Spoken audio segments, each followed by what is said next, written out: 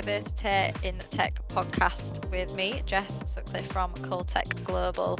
I am starting a series of Diversity in Tech podcast for a number of reasons, really, just to hopefully increase more diversity within the tech industry across the US.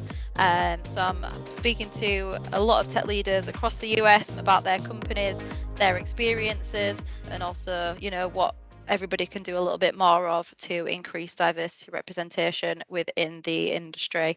So our guest is the lovely Lauren Washington, co-founder of FUNDR, Black Women Talk Tech and Talk Tech Association. I'm sure you can introduce yourself better than I can, so I'll let you take the floor.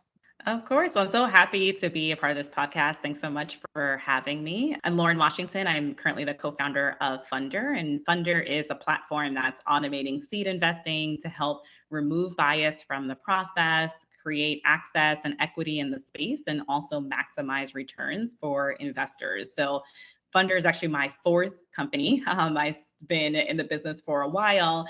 And in my first company, Keep Up, we ended up winning $250,000 in the 43 North competition, and then eventually ended up just struggling to fundraise after that. And then a year later, I met the two women who would become my co-founders of Black Women Talk Tech.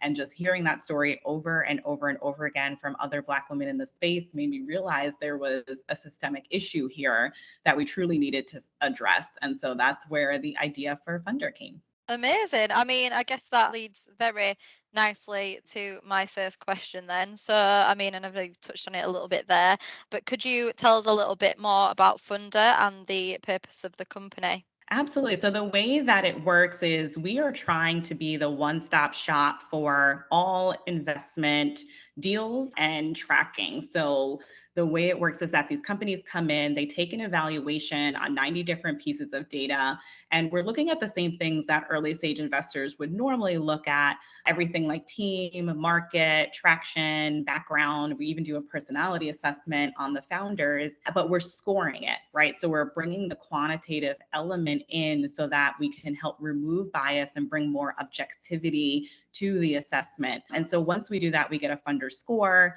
Those vetted companies go into portfolios that investors can then diversify their money into so that they can remove some risk from their investments, but then also increase the odds that they're going to get a winner out of one of these 15 or 20 companies that they're investing in. Your odds go up significantly higher the more you invest in this somewhat risky asset. And so after that, we take care of all of the closings. So we have standardized term sheets. You can sign directly on our platform. You can transfer funds through us. And then we're tracking companies long-term through monthly reporting. So you can see how your portfolio is growing. Who do you want to reinvest in? How can you jump in and help based on some of these monthly reports that are coming in? So we created this not only because there's some inefficiencies in the investing space. It takes startups on average 6 months to raise. I have heard that time goes up to years for people of color or women. It takes them significantly longer to raise even just $1 million for their first institutional round. And then on the investor side, it takes them about 3 to 5 years in order to build up a portfolio of 20 companies. So we're shrinking that down, giving more people access and opportunity, but also just bringing efficiency to the space. I couldn't think of a more perfect company to have as our first guest on the Diversity in Tech podcast. Like you say, the passion for diversity within the company, I mean, it just thrives within your explanation there. I know you mentioned it can take a lot longer for women or people of colour or Black women in the industry to get funding. I don't know if this is a question that you can answer, but I know you mentioned it's sort of related to what people class as risk potentially. Why do you think that may be?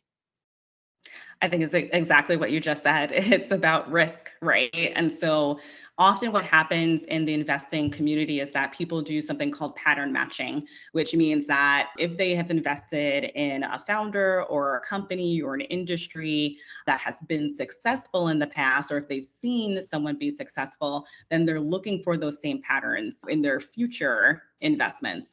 And this is often unconscious. It's one of those unconscious biases that we all do. We all create patterns. It's literally human behavior. Yeah. We live by patterns. It's not something that I would say is purposeful, but what ends up happening is when you look historically on the people who've had opportunities to raise significant money and the people who've had successful companies because of that, they tend to be white men, right? If you ask someone to list 5 people who are white male tech founders, you could do it in an instant, right? Everyone knows those people. If you had to ask them to do the same thing for Black women, I think a lot of people would struggle. And because we are not seeing those patterns come through, oftentimes when it doesn't match, that looks like risk, right? So if you're outside of the status quo, then that means that you're a riskier bet.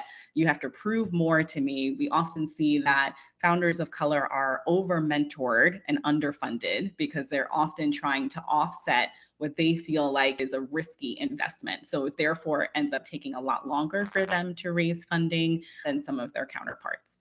Yeah, absolutely. Which is a shame because I imagine the tech world is missing out on absolutely amazing talent and amazing companies by doing that.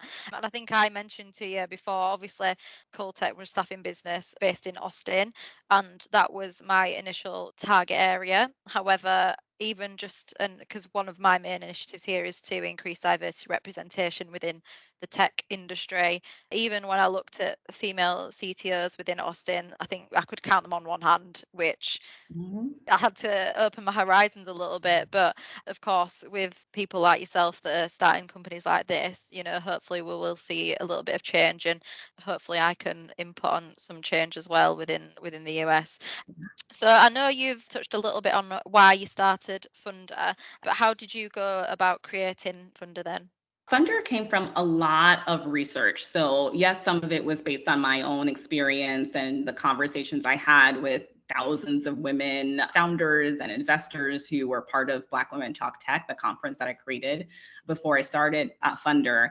So, I had a lot of anecdotal evidence, but I also wanted to make sure that what we were creating was backed up by science and research, right? So, a lot of what is going into our algorithm are things that we know are true within the industry. So, for example, we know that second time founders tend to be slightly more successful than first time founders. So, that's something that we ask of them. We know that teams who have worked together previously tend to do better as well. And so, we're asking all these different pieces, but then we're also aware of the bias that comes with some of these questions. So, one of the things we talk about is your past raise, right? What have you raised so far? And because we're generally in that pre-seed area, the money that's probably come in has probably come through friends and family.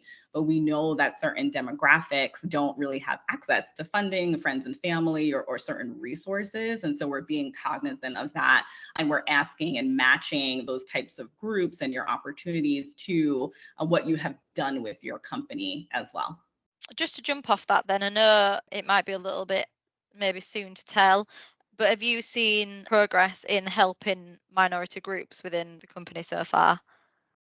Oh, absolutely. So our first pilot portfolio was over 50% women and over 50% minority.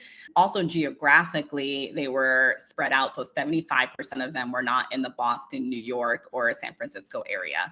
Some of that was intentional, but also when you look at these types of groups, you often see that people have to go through alternative routes to find funding. So if they're not getting money from VCs or institutional investors, then they're probably going to different places to find it. So I think we also just statistically are bringing more women and more minorities to our platform because that's generally just the nature of crowdfunding and alternative ways of raising. If you can't find one route, you're going to go another route. But for us, that's really exciting because we're trying to give access to incredible founders. We are not necessarily looking at the fact that they're a Black woman. We are looking at their data. How much revenue have you brought in? What is your traction like? We're looking at these companies apples to apples, and we're seeing that regardless of race or gender, they're building incredible companies and they should be getting funding. Yeah, absolutely. I think it's definitely an incredible way forward, and hopefully, like you said, now you see interaction with it can, create more diverse companies in the tech industry, and hopefully diverse networks as well. Speaking of diverse networks, why would you say it's important to build diverse networks and workforces within your companies? Yeah. So, I think when people talk about diversity, they feel like we're just doing lip service, right? And, oh, well, why do we have to make way for people who are not as good necessarily, or take jobs from people who earned it? But I think what we're missing is the fact that diversity breeds innovation, right? When you have diverse thought, and not only diverse thought, but diverse experiences that can't be replicated, right? What I have gone through as a Black woman in America is nobody else can understand that unless they've been a Black woman in America, right? Yeah, And absolutely. the perspectives I can bring because of that to various pieces of business are really valuable. And I think it's time we start to truly value that for what it is. But not only that, but statistically, we see that when you have diverse teams, you actually do better. This is not only on the startup side, but when you look at boards for public companies, when there's diversity, their actual revenue and profit is significantly higher. And it's because of that exchanging of ideas and the ability to look at things from different perspectives. It only strengthens those companies. And so I think the more we can really, push that idea that this is not just about giving someone a place just because, but because there's actual business implications to it, I think people will start to see the value of that in the future. In terms of, like you said, making businesses a lot better, whether that's decision making or creative innovations within the company, having people that might think a certain way and then another way based on their experience growing up or within the workplace as a Black woman or as part of the LGBT plus community, somebody who has been in the company for 10, 20 years and has all the experience that they should have at that stage might not necessarily think of. It's so beneficial to the company as a whole and will eventually end up in revenue and business as well. One of the main aims of FUNDR is challenging the system and encouraging more diversity within the tech industry. How have you and your team navigated a process to be able to do that? Yeah, so it's been difficult. I think anytime you're going against the status quo, and for the venture capital space, the status quo is that individuals have the magic touch, let's say, to choose companies, right? They just know and they get a feeling for it, and you can't quantify that feeling, right? And so for us, it's really about making sure, again, that we're using that research, and what we've created can be backed up and based on something, but then also proving that out over time, right? So what do we have in terms of data that shows that the companies we chose are really great, right? And how are they growing, and are they moving towards exit? So being able to really prove out what we've done is incredibly important. So we can't just say, oh, this is better, because you're going to get a lot of pushback on that. You have to actually show it. So I think for us, it's really about making sure we're creating a process so that over time we're really tracking those things. And I can definitely see that application as well for the workplace, right? Like, you can track and see when you raise diversity in your company, are you raising profits? Are you raising satisfaction of your employees, right? All of those things are really important to track so that you have something to lean on and you understand what your efforts are actually leading to. Absolutely. And I think, there's been so many studies and examples where employees of everywhere across the US value diversity inclusion, even if they are a white male, Mhm. value diversity inclusion within a company to make them feel a sense of belonging, like they can bring their true selves to work and not have to worry about people's, opinions of their background, which is the way it should be, to be honest, that people don't have to do that. So just jump into the next question then, and it leads on nicely from that as well. How have you managed to balance the need to promote diversity against positively discriminating against the majority?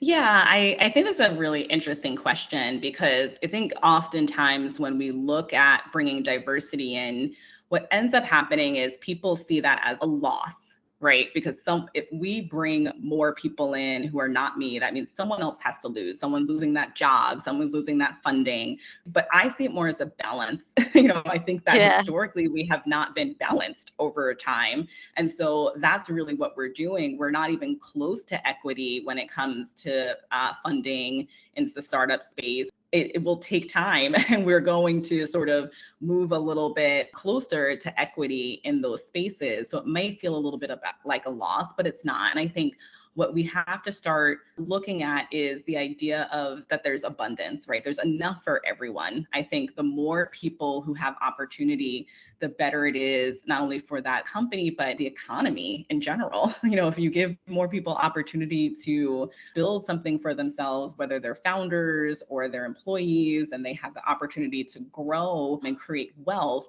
that is going to be seen in our economy as well. And so I think thinking about the idea that the more opportunity you give people, the more abundance we're creating in general is a way to sort of look at this process versus looking at it as taking it away from somebody else.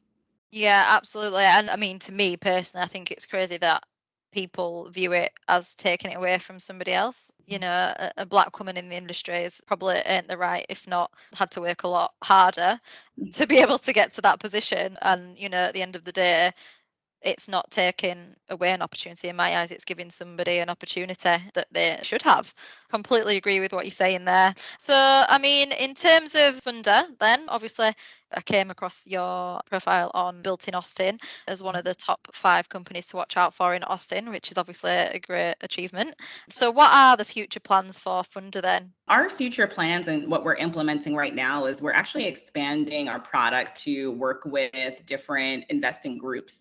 So now we're bringing on angel groups, accelerators, VC firms, some private wealth firms onto the platform to use our process and our backend tools to help them not only help remove bias from their process, but also create efficiency around it as well. So that's the next step for us. And we're still fairly young in terms of the startup world. So we're really just pushing and growing. We're in a really hyper growth stage right now. So super excited about that.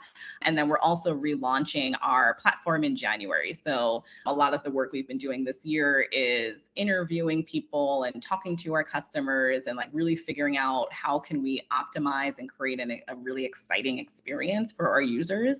So I can't wait for that to launch in the next couple of months. It's going to be really exciting for everyone who's been a part of our journey and some of the new users we have coming on as well. Yeah, absolutely. And I mean, I'm sure after this podcast, there's probably going to be quite a few people listening to this that will be interested in finding out a little bit more about FUNDR and working there. What do you look for within your candidates that you're interviewing? For us, it's really about, are you a fit for not only the mission that we're on, right? Because we really want people to understand why we're doing this. We are doing this to bring equity to the space. And so that is embedded in literally every decision that we make. We ask ourselves this all the time. We're also a remote company. We've been remote even pre-pandemic. And so can you be a self-starter? Can you work on your own? Can you take direction and kind of run with it? It is really important. And then we're a startup and we're fast growing, right? So it's a very different culture from being in a corporate space where you may do a normal 9 to 5, and that's not necessarily what we're doing. So if you're interested in getting on the ground floor, growing, learning, but also being able to contribute a lot to something because you can do a lot of different things, that's exactly what we're looking for in people to join our team. Absolutely. And I think just from who we work with within Austin and across the US, we mainly work with hypergrowth startups because we think it's the most exciting part of the journey. And you've got so much to come, especially in terms of candidate side as well. They've got so much benefit in terms of progression and growth there. They can learn so much. It's feeling less like part of the clogwork in a company and feeling like you actually have an input within how things are run and the passion for the projects themselves as well. It's been an absolute pleasure speaking to you, Lauren. I think FUNDR is an absolutely amazing company. You and your other co-founders have done an absolutely amazing job and hit the nail on the head of what is needed to be done. And hopefully it will increase the diversity representation within founders of tech startups across the US, and I imagine you're going to continue to grow significantly over the next few years, and we here at Coltech look forward to seeing where that ends up. Thank you so much. Thanks so much for having me on the show. This was great. Yeah, no, thank you very much, and hopefully we'll be speaking soon, but thank you very much again. Thank you.